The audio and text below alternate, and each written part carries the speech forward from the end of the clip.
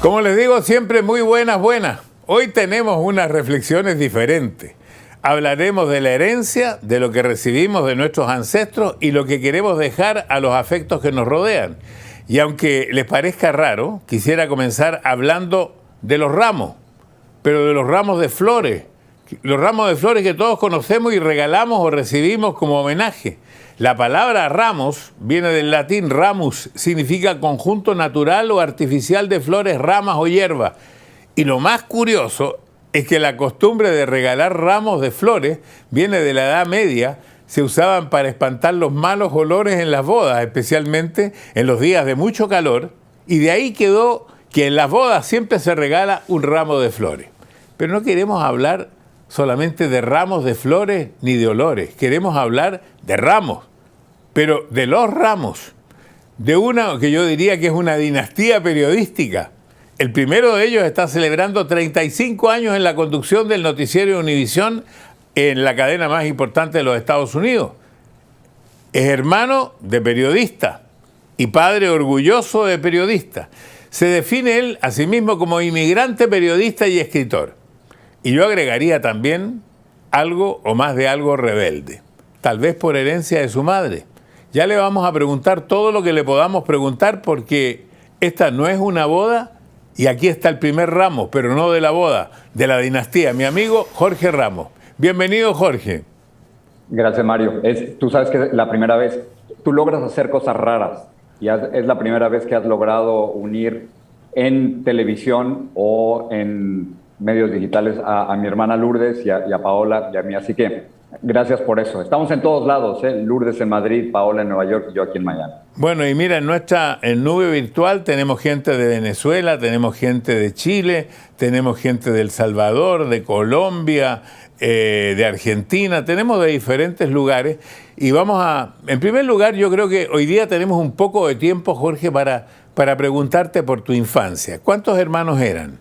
Somos 4 hermanos y una hermana, Lourdes. Lo interesante, Mario, es que todos tenemos un año de diferencia. Y imagínate a mi madre sin ayuda en la casa, con 5 niños de 5, 4, 3, 2, 1. Y así crecimos. Y fue una mujer sumamente rebelde. Tiene 88 años y afortunadamente la tenemos con nosotros. Pero recuerdo ese momento de rebeldía cuando una noche, y yo estaba ahí, mi padre siempre le gustaba que lo atendieran en desayuno, comida y cena, pero en las cenas él se preparaba un chocolate caliente. Y entonces un buen día, este chocolate caliente que era muy difícil de preparar, mi mamá le dice, no más, y no le quiso volver a hacer su chocolate caliente. Y no solo eso, sino que mi madre, a quien no le habían permitido ir, olvídate de la universidad, ni siquiera a la secundaria, decide ponerse a estudiar. No solo leer muchísimo, sino ponerse a estudiar, y me la encontraba yo en los pasillos de la universidad. Así que esa idea de rebeldía surge precisamente de ella, y estoy seguro que con todos mis hermanos y con Lourdes es exactamente lo mismo. Es la idea de no dejar que otros decidieran por ti y de tratar de imponer tu futuro. Bueno, ya luego vamos a presentar a Lourdes, pero ¿en qué momento de tu vida tú decides, te das cuenta, sabes que quieres ser periodista? Yo quería ser cualquier cosa menos periodista. Quería ser rockero, quería ser futbolista. De niño me encantaba jugar y que me dijeran Borjita Ramos. Había un gran jugador que se llamaba Enrique Borja y yo quería ser como Enrique Borja. Y quería hacer muchas otras cosas, pero no periodista. Trabajé en una agencia de viajes, Mario, porque teníamos que pagar la universidad. No había suficiente dinero para pagar una escuela, una universidad privada. Pero un buen día, en marzo de 1981, dejé la agencia de viajes, empecé a trabajar en una estación de radio, y ese día hay un atentado en contra de la vida del expresidente Ronald Reagan, y el director de noticias sale a la sala de redacción y pregunta, ¿quién de ustedes habla inglés? Y yo levanté la mano, mintiendo un poco porque hablaba tan mal inglés entonces como ahora.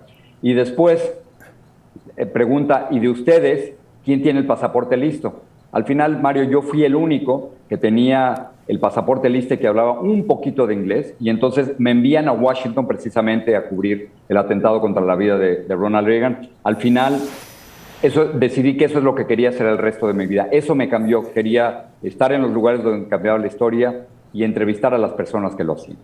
Ahora, todos estos años que llevas en el periodismo, desde ese entonces hasta hoy día, ¿ha habido un cambio importante en la forma en que se entregan las noticias, cómo se hace el periodismo? Yo creo que hay muchos cambios. Yo aprendí tarde en mi carrera que lo más importante que debíamos hacer nosotros como periodistas era cuestionar a los que tienen el poder. Quizás Trump me empujó un poco hacia eso, Mario, en la idea de que la neutralidad no es necesariamente lo mejor en el periodismo, y en casos de racismo, de discriminación, de corrupción, de mentiras públicas, de violación a los derechos humanos, de dictaduras, creo que debemos tomar partido. Así que creo que ese enfrentamiento con Trump en el 2015 me ayudó a entender que nuestra función era no solo reportar la realidad como es, sino que además debíamos cuestionar a los que tienen el poder. Eso me parece fundamental, y eso después, por supuesto, se extendió a otras entrevistas. Lo otro que ha cambiado es la manera de hacer entrevistas. Estamos haciendo esta conversación por computadoras, no en televisión. Y te doy el ejemplo contigo. Tú y yo tuvimos una entrevista hace varios meses, y la entrevista en televisión le fue más o menos bien, la vieron como 500,000 de personas, pero esa misma entrevista, Mario, exactamente la misma que tú y yo tuvimos, la pusimos en Facebook, y antes de comenzar ya llevaba más de 8 millones de vistas. Ese es el futuro, y si no nos agarramos del futuro, vamos a desaparecer tú y yo como dinosaurios televisivos. Es verdad, pero mira, tú hablas de lo de Donald Trump, pero tú no solamente tuviste problemas con Donald Trump, sino que también tuviste problemas con López Obrador hace no mucho, y también con el presidente Maduro. O sea, son de tendencias todos diferentes, y has tenido, o te echaron o se levantaron y se fueron, no sé cómo lo hicieron. Pero yo creo que hay una palabra preciosa en español, Mario, que es contrapoder. Y creo que los periodistas debemos ser contrapoder, siempre estar del otro lado de los que están en el poder, no importa si son de izquierda o de derecha. Y me parece muy bien, a veces me acusan de comunista, a veces me acusan de neoliberal, me acusan de muchísimas cosas, pero yo creo que lo importante como periodistas es siempre poder estar del otro lado de los que están en el poder. Nuestro trabajo es hacer preguntas duras, para eso sirve el periodismo en una sociedad. O sea, ¿tú te consideras un periodista agresivo? ¿Cómo te definirías tú como periodista? Yo quisiera aspirar a poder ser contrapoder. No siempre pasa, hay entrevistas que no es necesario, pero cuando tienes entrevistas con gente importante, llego con dos actitudes. La primera es que si yo no hago esas preguntas, nadie más las va a hacer, y llego pensando en que nunca más vas a volver a ver a esa persona. Entonces, no estás buscando acceso, y eso lo cambia totalmente. Cuando llegué a entrevistar hace 2 años a Nicolás Maduro, al dictador Nicolás Maduro de Venezuela, yo sabía que iba a ser la única oportunidad en mi vida de entrevistar a un dictador. He tenido malas entrevistas, pero nunca se me hubiera ocurrido que al final de la entrevista me iban a robar el equipo, que nunca nos han regresado, me iban a quitar las tarjetas de video, que nos iban a detener por horas, y luego que me iban a deportar todo por hacer preguntas. Entonces, ¿Donald Trump se portó mejor? Más o menos, porque acuérdate, Donald Trump me saca de la conferencia de prensa con un guardaespaldas más alto que yo. Bueno, todos son más altos que yo. Pero fíjate cómo la actitud autoritaria tanto de Donald Trump como de Nicolás Maduro. No están acostumbrados a que los cuestionen, no están acostumbrados a que los contradigan, y los dos usaron la fuerza para no contestar preguntas. Dime una cosa, volviendo un poco a tu familia, ¿qué crees tú? Porque además le hiciste un homenaje a tu abuelo que nació en el 1900 y mostraste una corbata que él te regaló en uno de los programas. Y entonces, como este va a ser un programa especial, esta corbata que estoy usando, que no tiene nada que ver con la corbata de tu abuelo, que es una cosa histórica, te voy a mandar de regalo esta corbata, porque yo no sé cuántos programas más haré. Así que de este programa que hice con los Ramos, te voy a mandar de regalo esta corbata. Pero quisiera saber qué tienes de tu padre, qué tienes de tu abuelo, qué tienes de tu madre. En la casa, Mario, y Lourdes lo puede testificar, de alguna forma todos nos rebelamos ante mi papá, que era una persona mucho más tradicional, más conservadora. Recuerdo que cuando yo le dije que quería ser periodista y que quería estudiar comunicación, me dijo, ¿qué vas a hacer con eso? Y recuerdo que al final, antes de que él muriera, afortunadamente pudimos hacer las paces, y él veía mi noticiero, Mario, por satélite. Pero en un México en donde no había democracia, en un México donde nos tocó ir a colegios católicos y con un papá tan duro o quizás autoritario en muchos sentidos, no tuve más remedio que hacerme rebelde y periodista. O sea, ¿cómo más vas a poder sobrevivir ante estos esquemas tan rígidos? Y me tocó romper, a mí y a Lourdes y a todos nos tocó romper. Mira, le voy a decir a nuestra 9 virtual que tenga la oportunidad de preguntar. Tengo a John Gerard González, que está en Maracaibo, Venezuela. Tú tienes la oportunidad de preguntar, John. Buenas noches, don Francisco. Un placer saludarle. Gracias. A ver, estamos conversando el tema de la familia y obviamente, por lo menos en mi familia, no hay periodistas. Es decir, yo no vengo con esa trayectoria de, bueno, vi a mis padres estudiar periodismo, quiero seguir esta carrera. Entonces, para ti, ¿cómo viviste lo de tener otros familiares que también se apasionan por el periodismo? Bueno, me parece extraordinario porque no nada más con Lourdes y con Paola nos comunicamos y texteamos sobre lo que está ocurriendo con la familia, cuándo nos vamos a volver a ver y cómo están los hijos, sino que constantemente estamos hablando de noticias y yo te diría con la mayor honestidad que mis principales críticas son Lourdes y Paola. Cuando tengo momentos difíciles y cuando tengo que tomar decisiones difíciles, mi primer llamada siempre es a Lourdes y a Paola. Siempre es a ellas. Y te juro que he tenido las conversaciones más duras con ellas dos, porque otras personas quizás no se atrevan a decirme la verdad, pero ellas dos me dicen la verdad de una forma brutal. No hay otra manera. Yo sé que ninguna de las dos me va a mentir. Bueno, tengo otra pregunta en la nube. Laura Polis está en Paraná, en Argentina. Laura, adelante. Buenas noches, don Francisco. Buenas noches, Jorge. La verdad que, bueno, he seguido un poco vuestra carrera. Me he informado mucho de su trayectoria como periodista. Y siendo yo un poco de carácter rebelde, quisiera saber cómo se siente usted ante los hechos injustos que se han presentado en estos últimos tiempos en diferentes países, inclusive el nuestro. Bueno, ¿cómo es su postura? ¿Cómo es su sensación desde el alma cuando está enfrente de estos hechos injustos para la sociedad? Déjame tratar de interpretar eso, pero si estamos hablando de América Latina, me parece terrible que en este 2021-2022 tengamos dictaduras en Nicaragua, en Venezuela, en Cuba. ¿Cómo enfrentamos eso? Y creo que como periodistas hay muchos momentos en que no podemos ser neutrales. En casos de racismo, de discriminación, de violación a los derechos humanos, de dictaduras, hay que tomar partido. Y para eso sirve el periodismo. Así que creo que lo que nos corresponde es que cuando tengamos la oportunidad de hablar con esas personas o enfrentar a esos gobiernos, hagamos las preguntas más duras y mientras más cortas y al corazón, mucho mejor. Bueno, mira, te voy a hacer dos preguntas, voy a dejar un enganche, esto es lo típico en los programas. Nosotros somos de la televisión antigua. ¿Cuál ha sido tu mayor éxito periodístico y tu mayor error del cual incluso hasta el día de hoy te tienes que disculpar? Pero después de estos mensajes.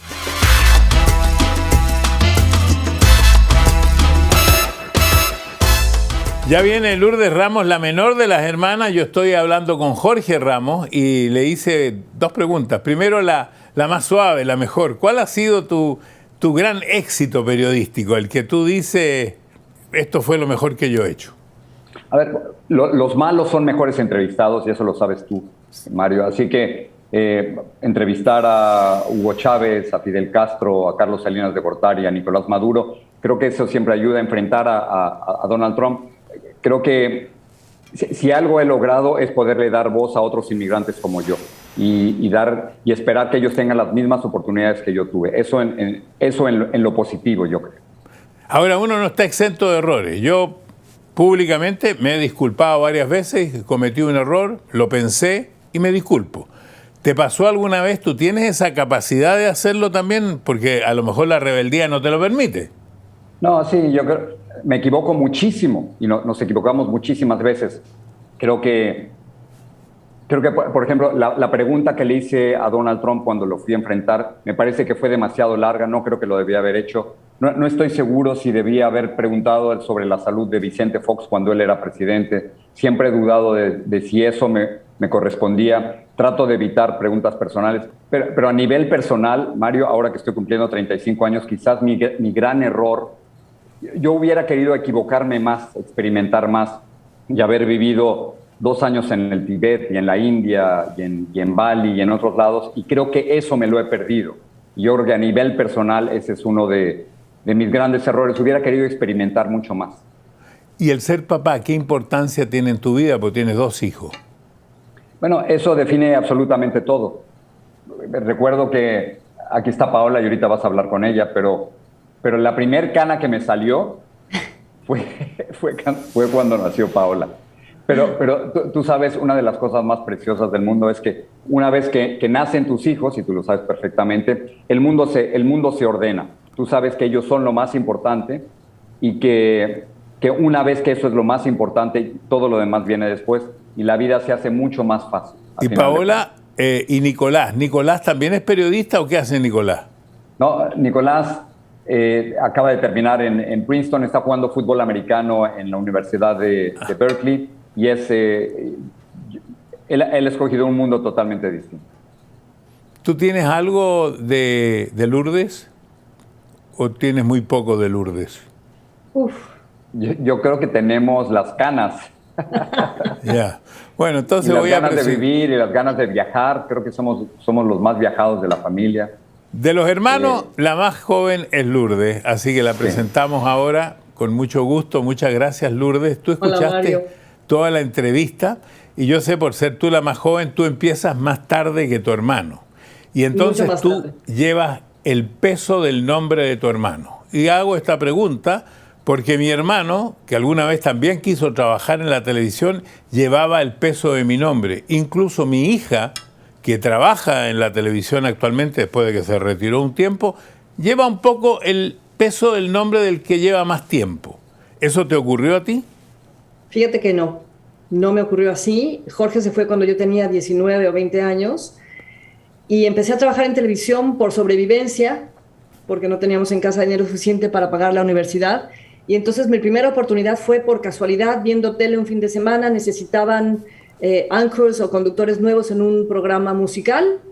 Yo trabajaba entonces durante la semana en una secretaría de Estado haciendo corrección de estilo, textos gramaticales, y estudiaba en la universidad para poder hacer ambas cosas, tenía que trabajar y tal. Así es que así fue mi primera experiencia y después la vida te va llevando suavecito y sin querer. Un compañero de Jorge de la universidad era coordinador de un programa de televisión de noticias en la mañana. Sí, porque quiero contar un poco de historia, porque tú partes en 1983 en Televisa como presentadora de un canal musical de Cablevisión. Y el año 85 te hiciste comentarista de corte musical femenino en un programa que se llamaba Alta Frecuencia, que se transmitía... que duró muy poco tiempo. Sí, pero ¿cómo se produce?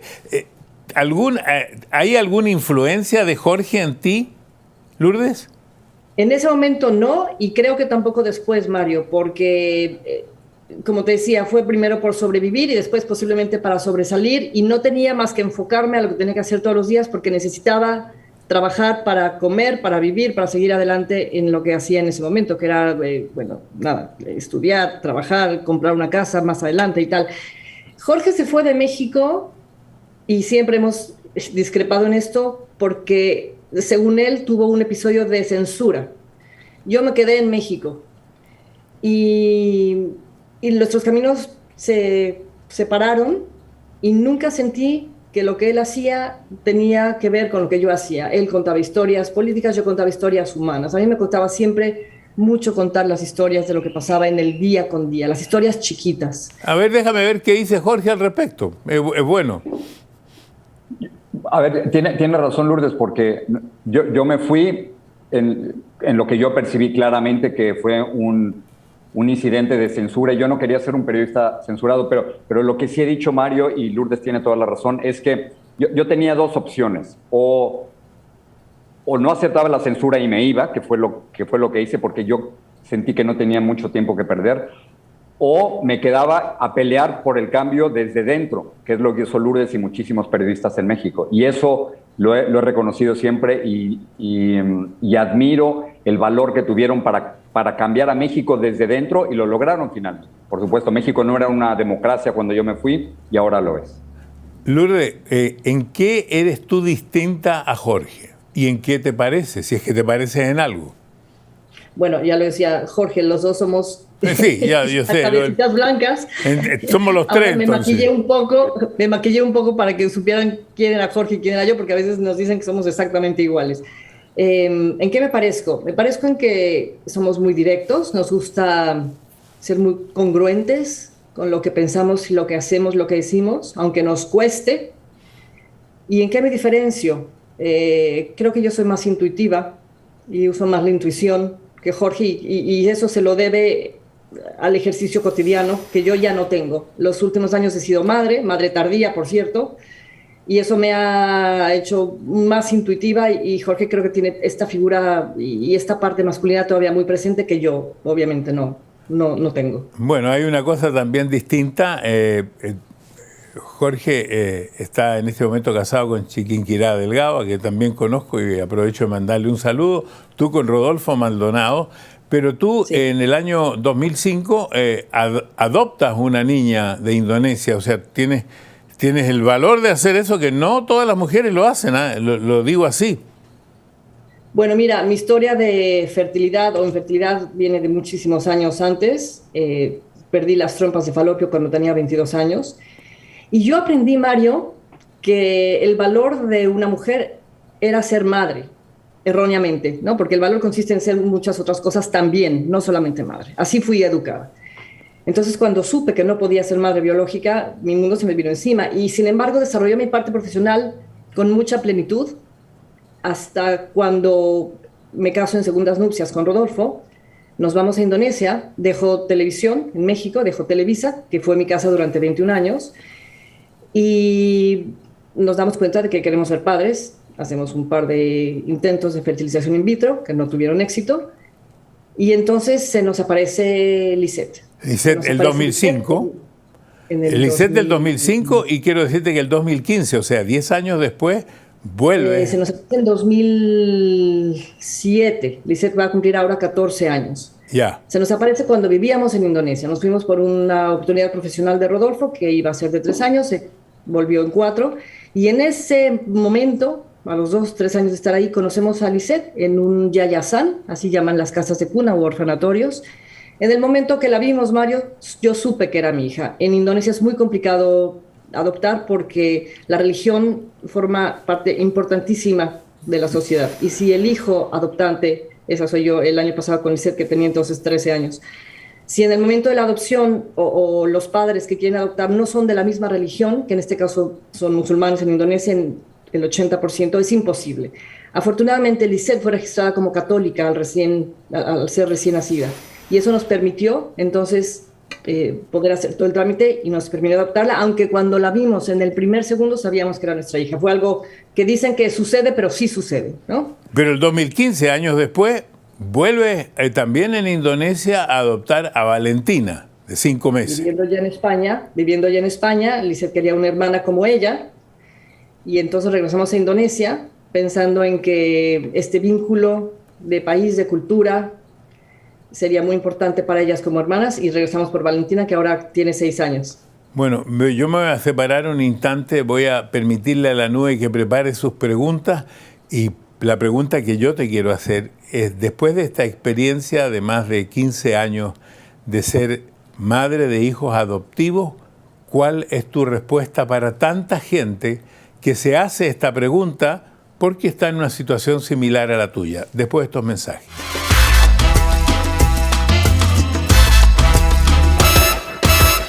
Hemos hablado de herencia, hemos hablado de periodismo con Jorge Ramos, con Lourdes Ramos, su hermana, la más joven de los hermanos.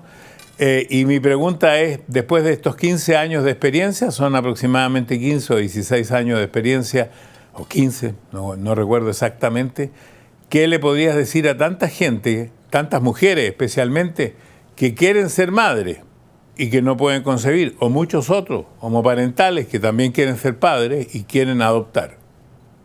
Yo les diría, Mario, que la maternidad no solo se define por la biología, es mucho más que eso. Y mi experiencia de ser madre de Lisette y Valentina ha sido absolutamente como dicen en Estados Unidos, exhilarating, ¿no? Ha sido una aventura que yo no imaginaba vivir. Me han regresado la palabra felicidad, que en nuestra infancia, Jorge, tú coincidirás conmigo, no existía. Siempre fue una vida de esfuerzo, de preocupaciones y tal. Y tener una hija y verla sonreír, hacer unos dibujos. Hace unos días estuve corriendo el maratón en Nueva York y verlas a larga distancia apoyándome, sabiendo que tenía que llegar porque estaban esperándome, eso hace toda la diferencia del mundo. Así es que eso, la maternidad no solamente se define por la biología. Muchas gracias. Voy a ver con la nube, porque estoy seguro que la gente tiene muchas inquietudes. Voy a hablar con Jessica Costa, está en Miami, en Estados Unidos. Jessica, ¿a quién le quieres hacer tú la pregunta? Mi pregunta hoy es para Jorge y quería saber qué es algo que has aprendido después de una entrevista que has incorporado en otra entrevista.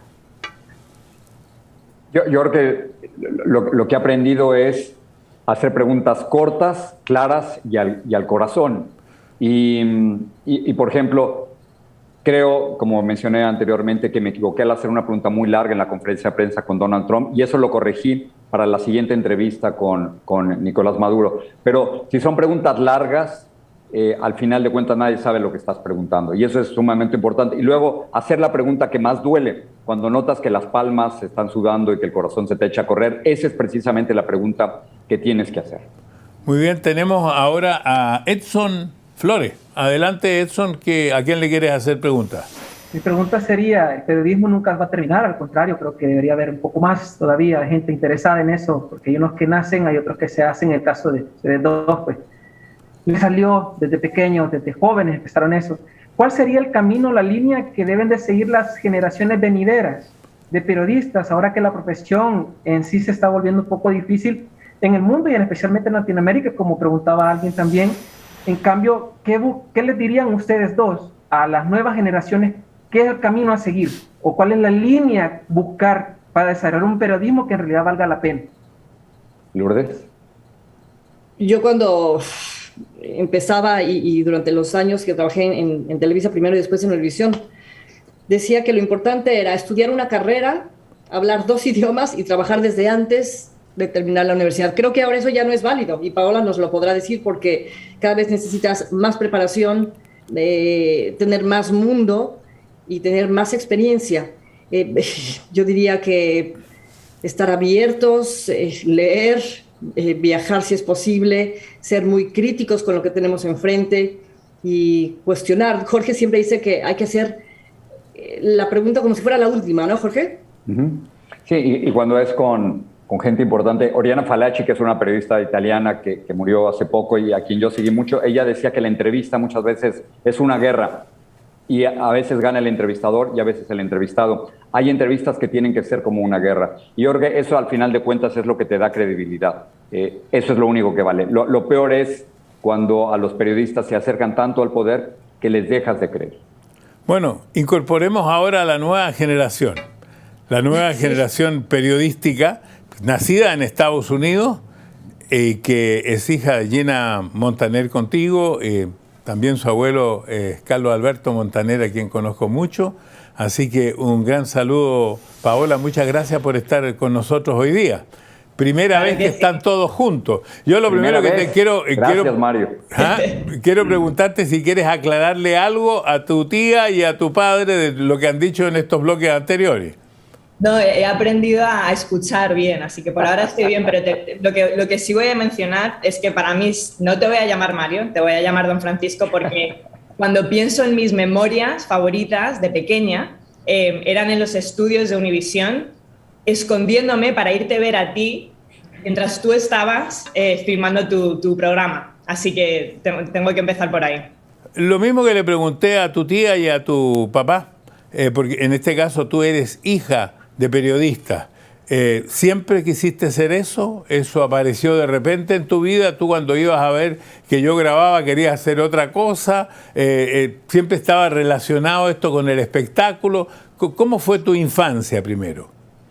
Pues crecí con eso, o sea, no solamente es mi tía y mi padre, sino mi madre también es periodista, mi abuelo, Carlos Alberto, también es periodista. Crecí entre comidas en las que se hablaba de política, de periodismo, de Cuba, de México, crecí en los estudios, en los veranos en Univisión, Así que eso ha sido mi vida y fue mi vida y con eso crecí, ¿no? Con esta idea que siempre me ha enseñado mi padre de que aprendí de él, que al final del día las personas que tienen más poder, más que un presidente, son los periodistas, porque pueden cuestionar. Así que esa lección la aprendí desde pequeña, pero a mí realmente lo que primero me interesó fue la política. O sea, yo me gradué de la universidad aquí de Nueva York en un momento en el que Barack Obama se convirtió en el primer presidente afroamericano en Estados Unidos, y para mí esa fue mi primera inspiración, ¿no? Ser parte de ese movimiento político. Y formar parte de un movimiento que yo pensé y que sigo pensando que estaba cambiando el país. Trabajaste en la Casa Blanca y además tienes un máster en Harvard, un posgrado. Bueno, eso ya son palabras mayores. Entonces te quiero preguntar, ¿qué críticas le haces tú a tu tía y a tu padre que están aquí con respecto a tu visión del periodismo desde tu ángulo, desde tu edad, desde tu generación? Tengo que decir, cuando mencionas Harvard, creo que la única vez que he visto a mi padre llorar fue cuando me aceptaron en Harvard, que creo que es el sueño de cualquier padre inmigrante, así que eso jamás se me va a olvidar ese día, papá. Pues no, la verdad es que tengo que decir que creo que, o sea, el periodismo ahora mismo significa adaptarse a un país, a un mundo que está cambiando, ¿no? O sea, no solamente hablar en la pantalla, sino hablar por el teléfono, por Twitter, por Instagram. O sea, hay que adaptarse porque la audiencia se está cambiando. Entonces, o sea, realmente no tengo críticas. Creo que entre todos estamos intentando averiguar qué significa eso. Bueno, mira, yo creo también le tenemos que dar a la nube la oportunidad de conversar con estas generaciones distintas de periodistas. A mí me parece muy interesante. Pero tú te defines con una cosa que la tuve que buscar aquí porque no sé ni bien cómo se pronuncia con respecto a cómo defines tu género. Pero te lo voy a preguntar después de estos mensajes.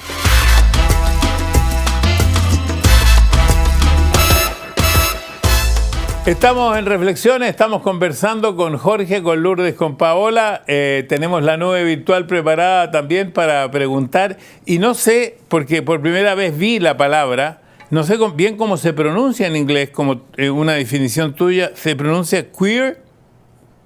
Queer, sí. Pensé que ibas a decir Latinx, que es la otra. Sí, y la otra también me resulta. Entonces, quiero que me lo expliques porque la verdad es que no lo conozco. Entonces, aprendo contigo. A ver, Latinx, que es una palabra que se ha convertido bastante controversial, que me encanta, es simplemente una manera más diversa de referirse a los latinos en este país, ¿no? O sea, siempre se ha dicho hispano, hispana, latino, latina. Latinx simplemente es, yo creo, que nos da una imagen más verdadera de quiénes somos. No solamente si uno es gay o no, pero también el latino que no es blanco, como nosotros, ¿no? El afro-latino, el latino indígena. Así que utilizo Latinx simplemente porque creo que refleja más la manera en la que está cambiando la sociedad. Ahora me doy cuenta que me van a faltar tantas cosas. Tu papá ha escrito como 20 libros. Sí. Tú has escrito un libro en el 2020, un libro que se llama Finding Latinx, ¿right? Así es. Sí. ¿Qué es lo que querías expresar en ese libro? ¿Qué expresa ese libro? Bueno, pues la idea realmente surge de mi tiempo trabajando en la política, particularmente en el 2016, cuando estaba trabajando en la campaña de Hillary Clinton, en un momento en el que como campaña y como persona que trabajaba en esa campaña estábamos completamente convencidos de que Hillary Clinton, ante la figura de Donald Trump, ¿no? Independientemente de cómo uno se identificaba políticamente, estamos convencidos de que los latinos iban a salir a votar en unos números enormes por ella. Y luego al final todos sabemos que esa no fue la historia, ¿no? Menos del 50% de los latinos salieron a votar esas elecciones del 2016, que es lo que me hizo volver a repensar quiénes somos los latinos, ¿no? ¿Cuáles son los latinos que no vemos, que no pensamos que son parte de nuestra comunidad? ¿Cuáles son los latinos que se quedan silenciados? Así que ese es un poco el concepto de Latinx, buscar esas voces. Sí, yo busqué la palabra para esta entrevista y dicen que empezó a usarse en la primera década del siglo XXI y que nace en la comunidad gay LGBT. La letra X incluye también afro-latinos, indígenas, latinos, queer, transgénero, etc. Esa es la definición que yo encontré. Pero como no lo entendía bien, te lo pregunté. Bueno, déjame que Keide de Herrera está en Barranquilla, Colombia. Le abro los micrófonos para que le pregunte a Jorge, Lourdes o Paola. Muy buenas noches a todos y bueno, muy interesante además todo lo que están diciendo. Y quisiera preguntarle a Jorge y además a su hija con respecto a las nuevas tecnologías. Primero, Jorge, en esas ocasiones en que tú has expresado esa rebeldía contra las autoridades o contra los que tienen el poder, ¿te has visto apoyado o digamos que cuestionado por el medio de comunicación en donde trabajas? Y para su hija, ahora vemos, y trabajando pues en campañas políticas, que muchos de estas autoridades o políticos en las nuevas tecnologías y en el afán de pues comunicarse, ya no recurren a un medio de comunicación, a una casa periodística, sino que ellos mismos pues compran sus equipos y simplemente con un streaming en cualquier plataforma digital dan a conocer pues lo que quieren dar a conocer. ¿Sientes que en un futuro este va a ser el medio de comunicación, simplemente colocar una cámara y expresarse, o es necesario los tradicionales? Empieza tú, Pauli. A ver, yo creo que en cuanto a la comunicación política, o sea, el mejor ejemplo que tenemos ahora mismo en Estados Unidos es alguien como Alexandria Ocasio-Cortez, ¿no? La congresista Ocasio-Cortez, que es súper joven, es la congresista más joven de los Estados Unidos, latina, casi sin ningún poder, pero el poder más grande que tiene es sus live streams. O sea, los live streams que Alexandria Ocasio-Cortez tiene a través de Instagram y Twitter son enormes, con millones de personas que la ven y la escuchan. Y yo creo que de alguna manera eso ha servido a democratizar, ¿no?, la comunicación.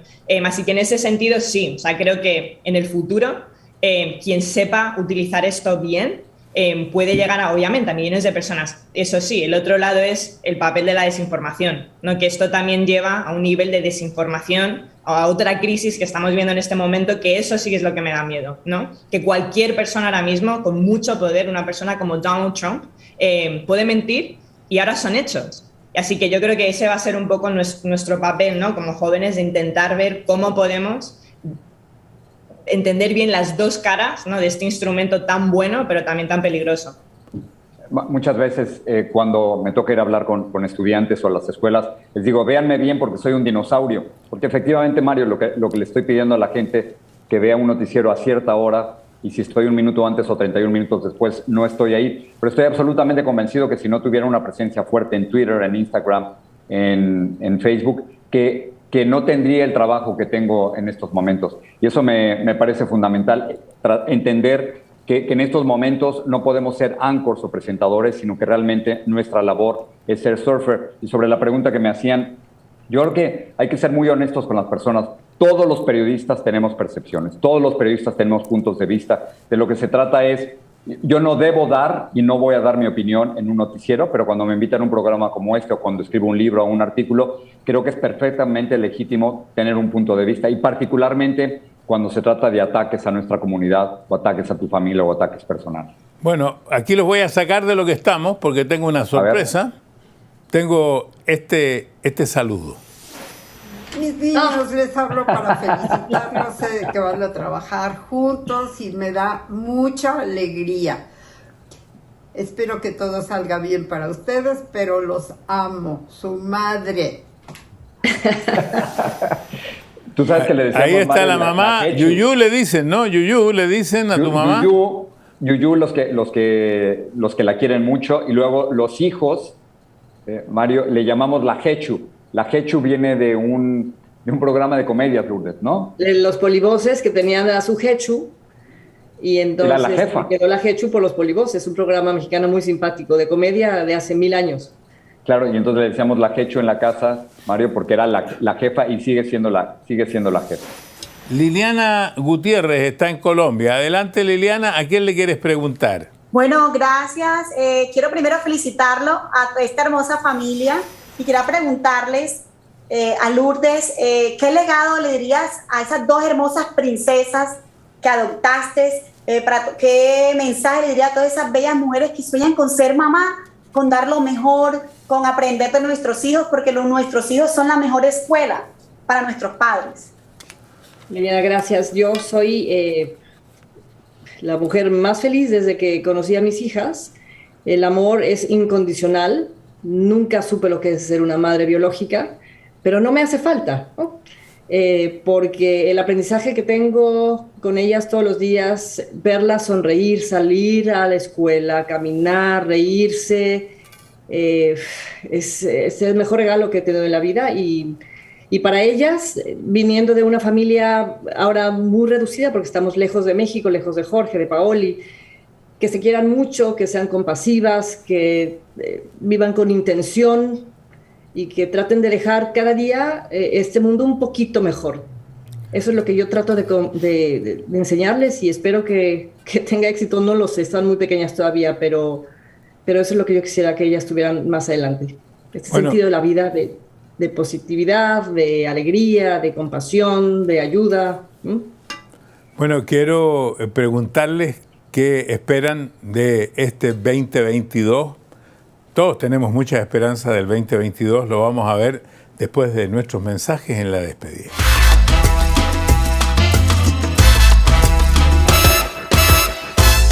Estamos con Jorge, con Lourdes y Paola y estábamos comentando aquí durante los mensajes la vitalidad de Yuyu, la abuela y la mamá de ustedes a los 88 años con esas ganas de vivir que tiene, porque me parece que también está también actualizada totalmente, Jorge.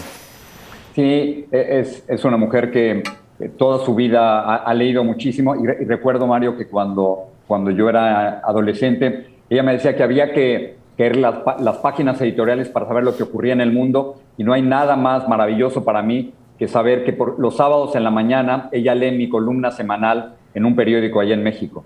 Así que está, cuando puede leerlo totalmente actualizada, y bueno, y como hijo se me rompe el corazón de saber que recorta mis columnas y las pega en un cuaderno. Bueno, oye, este año 2022 voy a partir de menor a mayor.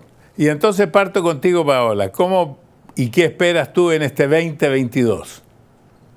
Bueno, a ver, profesionalmente es fácil, ¿no? Más ambición, más proyectos, pero ahora que nos veo a todos, ¿no? Que todos somos personas con muchas ambiciones, vivimos en ciudades distintas, creo que ahora es esta cuestión de la falta de tiempo, ¿no? Que nos falta tiempo siempre de estar juntos, ¿no? De un poco de apreciar la familia que tenemos, así que espero que en el 2022 podamos hacer más cosas como estas juntos. ¿Lourdes? Mira, yo votaría por la capacidad de reinvención que tiene el ser humano y ha sido tan difícil en estos últimos meses que apostaría por eso y más abrazos, Mario, muchos más abrazos que nos hacen falta a todos. Bueno, yo en el 22 quisiera que Lourdes me cocinara.